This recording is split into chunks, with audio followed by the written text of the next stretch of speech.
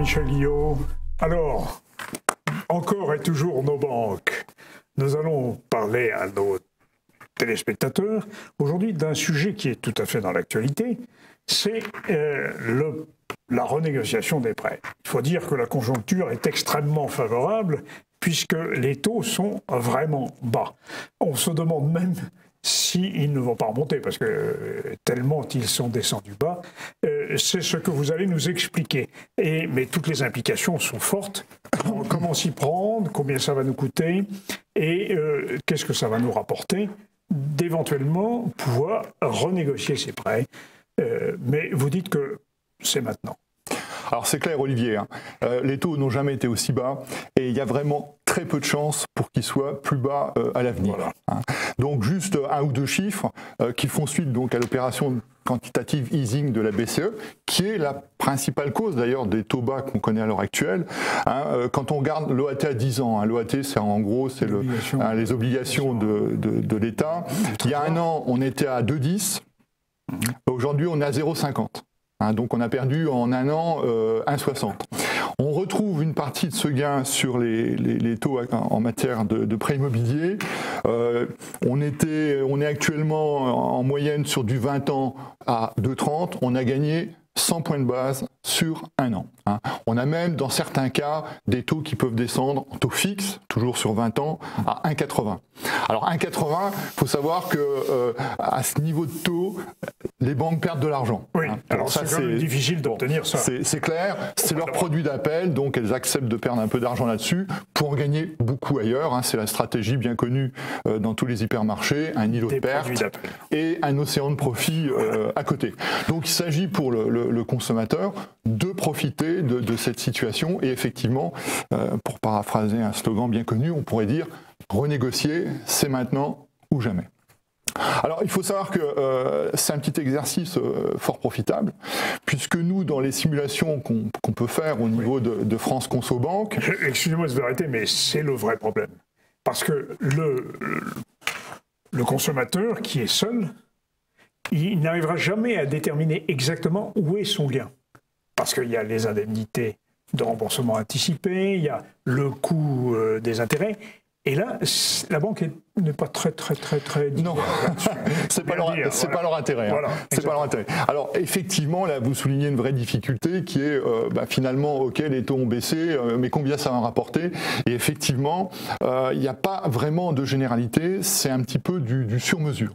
Donc là, je dirais, il y a quand même, alors ne comptons pas trop sur les banques pour ce qui est la branche sur lesquelles elles sont confortablement assises. Il y a deux sources d'aide importantes, c'est les courtiers et les associations. Hein, par exemple, nous, au niveau de France Conso Banque, on a énormément de demandes de gens qui nous disent « Bon, ben voilà, moi j'ai un prêt qui est comme ci, comme ça.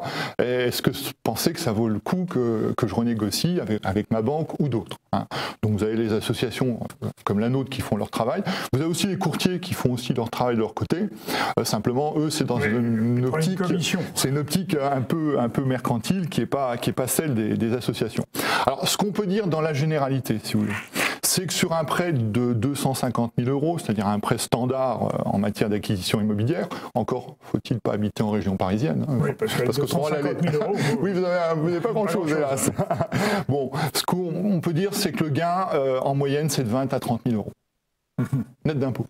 Net d'impôt, oui, net d'impôt, puisque c'est une économie. Non, mais comment il peut être imposé. Oui, non, mais c'est important de le dire, hein, parce que bon... il se trouvera bien quelques fiscalistes capables d'inventer un impôt sur l'économie que vous aurez faite. Exactement. Alors effectivement, donc, si vous voulez, l'enjeu est là. Hein. C'est appréciable. L'enjeu est là, prêt moyen, donc 20-30 000 €, facilement, entre guillemets, gagnable, sauf pour ceux qui auraient la phobie administrative. Hein, parce que bon, au jour d'aujourd'hui, il faut produire beaucoup de papiers pour rassurer les banques. Michel Guillot, je crois vraiment que c'est un facteur dissuasif. Ah, clairement. Il est dissuasif. C'est absolument colossal ce qu'on demande aux consommateurs. Et il me semble que c'est d'ailleurs une stratégie. Alors c'est une stratégie, oui et non. Il faut comprendre une chose, si vous voulez, c'est que les banques ont essuyé ces dernières années d'énormes pertes en matière de crédit, et qu'au jour d'aujourd'hui, les directions générales demandent aux directions de crédit qui supervisent les agences bancaires de conforter les dossiers, et une façon, à mon sens d'ailleurs un peu illusoire, de conforter ces dossiers, c'est de demander du papier. Oui. Donc effectivement, moi quand j'ai commencé à travailler dans la banque il y a maintenant fort longtemps, un dossier de crédit c'était 3-4 cm. Oui. Au jour d'aujourd'hui, ça peut atteindre 5 fois cette épaisseur initiale. 20 cm. Quasiment. Et alors, à une époque de l'informatique, nous sommes censés, nos papiers, zéro papier. Alors, ayant une pensée un petit peu attristée pour tous ceux qui sont dans des situations atypiques, c'est-à-dire les gens qui ont des SCI, oui. Parce que là, à chaque fois, il faut produire les statuts, machin, les comptes, etc. L'extrait cabis, l'accord des associés, etc. La délibération autorisant à emprunter, enfin bon, je vois que vous connaissez bien le sujet aussi. Une petite pensée aussi pour tous ceux qui sont dans des statuts un peu bizarres, à savoir tous ceux qui ne sont pas salariés en CDI. Voilà. Pour une banque, quelqu'un qui n'est pas salarié en CDI est un être anormal, entre guillemets. Hein. Donc ça inclut les commerçants, les chefs d'entreprise. Ça fait beaucoup de monde. Ça fait beaucoup de monde, oui, effectivement. Et alors même que ce statut est voué à disparaître. Alors même, moi, c'est d'ailleurs un débat qu'on a régulièrement entre France Consobank et les banques, c'est dire que salarié, c'est une protection illusoire. Tous les jours, on voit des plans sociaux plus ou moins énormes, et finalement, c'est pas un statut plus protecteur que celui de commerçant, chef d'entreprise ou artisan. Hein. C'est moins protecteur que celui de fonctionnaire. C'est moins protecteur que celui de fonctionnaire, c'est vrai. La fin du statut de la fonction publique. C'est aussi une possibilité, même que... Bon, mais ça n'est pas le sujet. Nous l'avions traité dans une émission. Mais en l'occurrence, les banques sont un peu frileuses quand même. Parce que, oui, ça c'est très clair. Alors c'est clair vis-à-vis des particuliers. Alors ne parlons même pas des artisans ou des TPE, où là on frôle le drame, parce que les banques sont tétanisées à la fois par des craintes de non-remboursement, et aussi elles sont freinées par la mise en place des ratios prudentiels qui ont été mises au lendemain de la crise de 2008-2009, et elles sont un peu prises en tenaille entre ces deux contraintes. Comment dit, vous et moi, nous sommes, le commun des mortels et le commun des usagers des banques sont victimes des calculs d'inventeurs de titrisation et autres produits. Très clairement. Très clairement, au jour d'aujourd'hui. Alors là, c'est une remarque intéressante que vous faites, parce que c'est quelque chose que les banques n'admettent pas, mais que nous débusquons régulièrement parce que nous lisons les rapports de gestion des banques. Par exemple, le mot titrisation est devenu un mot tabou. Hein, on ne le voit plus trop dans les... Alors, le mécanisme existe encore, mais on ne l'appelle plus comme ça. Bien sûr. Vous savez qu'il existe, il y a des subprimes sur le gaz et le pétrole actuellement. Bien sûr, qui peuvent nous exploser dans la figure aussi. Comme les subprimes immobilières de 2007. Hein. On peut tout titriser, c'est clair. Alors en matière de production immobilière et de prêt immobilier, c'est aussi le cas. Hein, donc c'est clair. Alors là, on a fait une petite digression qui était intéressante. Pour revenir donc aux renégociations de prêts, il faut savoir qu'il y a quand même un certain nombre de conditions à respecter pour que ça soit intéressant. Hein. Donc il y a des cas où c'est pas intéressant, mais il y en a d'autres qui le sont. Première condition, en gros, il faut être dans la première moitié de vie du prêt. Pourquoi? Parce que les tableaux d'amortissement sont ainsi faits que vous remboursez d'abord des intérêts et ensuite du capital. Donc quand vous arrivez dans la deuxième moitié de vie du prêt, vous remboursez pratiquement plus que du capital. Et donc vous avez payé les intérêts. Vous avez payé les intérêts, donc votre gain a quasiment disparu. Deuxième condition, nous, qu'on a identifiée, c'est qu'il faut que le capital restant dû soit d'au moins 70 000 €. Pourquoi? Parce que vous allez devoir faire face à un certain nombre de coûts. Alors vous avez évoqué tout à l'heure, à juste titre, l'indemnité de remboursement anticipé, mais c'est pas la seule et c'est pas la pire. Parce que souvent, la nouvelle banque auprès de laquelle vous avez renégocié votre crédit, elle va vous demander, elle, de reconstituer une hypothèque. Voilà. Qui a un coût fixe. Un coût d'hypothèque. Un coût d'hypothèque, voilà. 1500, 2000 €, ça dépend la nature de l'hypothèque. Donc si vous voulez, pour amortir ces coûts, le coût de l'indemnité de remboursement anticipé plus le coût de l'hypothèque, plus éventuellement le coût du courtier, parce que là, il faut aussi le dire, il y a eu un petit changement de mœurs ces dernières années. Pendant très longtemps, les courtiers intervenaient gracieusement, on va dire, vis-à-vis des personnes privées.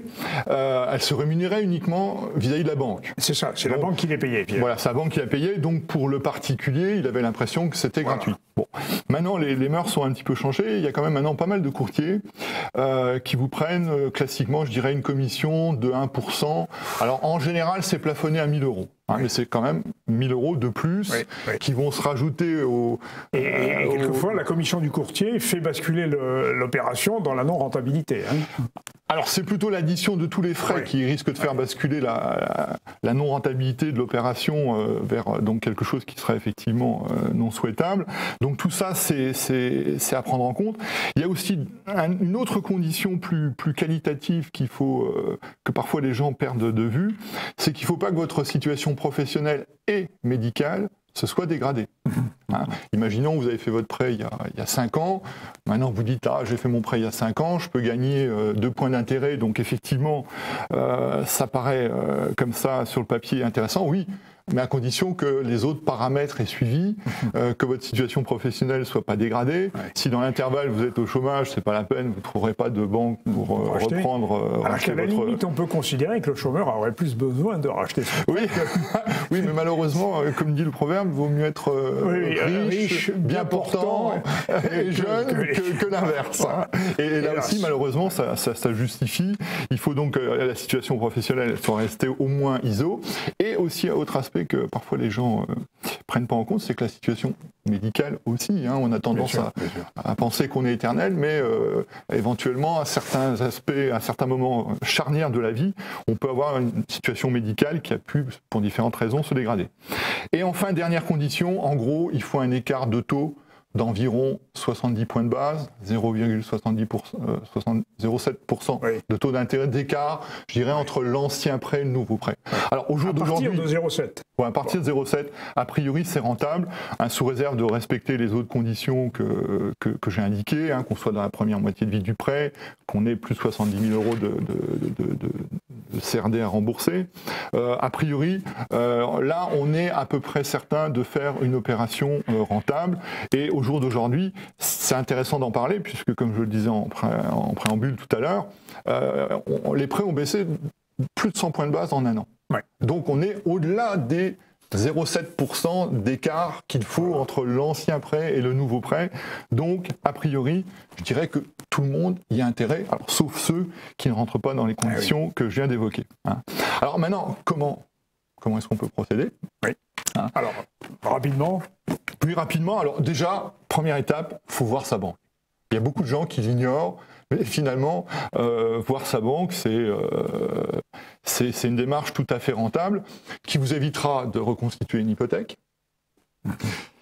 qui vous évitera de payer des indemnités de remboursement anticipées, qui vous évitera de payer un courtier, le cas échéant, et qui vous fera gagner du temps. Donc c'est quand même comme ça, a priori, présenté comme ça paraît bien. Cas de bénéfices conséquents. Bon, moi personnellement, c'est ce que j'ai fait dans le cadre d'un de mes crédits immobiliers, après que la banque m'ait dit et juré que jamais ils ne négociaient avec leurs clients. Donc, il ne faut pas se laisser, faut pas se laisser freiner par ce type de déclaration. Il faut continuer son chemin, éventuellement voir la concurrence. Moi, ma banque, le jour où elle a reçu un décompte d'une banque concurrente, elle m'a vite rappelé en me disant « Mais attendez, la politique a changé, maintenant on peut le faire. » c'est ça. Ce qu'on ne pouvait pas faire 3 mois avant, tout d'un coup on peut le faire maintenant. Et donc, finalement, j'ai décidé de rester dans la banque où j'étais, parce qu'après prise en compte de tout ce que je viens de vous dire, effectivement, c'était bien plus simple pour moi, même si le bénéfice paraissait un tout petit peu moindre de rester dans l'ancienne banque, plutôt que d'aller tenter l'aventure avec une autre banque. Sachant que, toutefois, petite précision, les banques ont des barèmes pour ce qu'on appelle les réaménagements de crédit. Donc souvent, je vous dis ça parce que souvent on a des adhérents qui nous disent « Ah mais je comprends pas, sur tel site, j'ai vu qu'on faisait les taux de ceux que je me mentionnais tout à l'heure, par exemple 1,80 sur 20 ans, pour les très bons clients. Et puis moi la banque, elle me propose, pourtant je suis un très bon client, elle me propose de 10, de 20, de 30. Bon. Il faut savoir donc, si vous voulez, que les banques ont un barème d'attaque, je dirais, pour les nouveaux clients, et que c'est pas le même barème pour les anciens clients qui veulent réaménager leur crédit. Eh bien, Michel Guillot, ça pose le problème que nous résoudrons, nous essayerons de résoudre en tout cas, de la mobilité bancaire que nous essayons d'évoquer dans une prochaine émission. Merci Michel Guillot. Merci Olivier.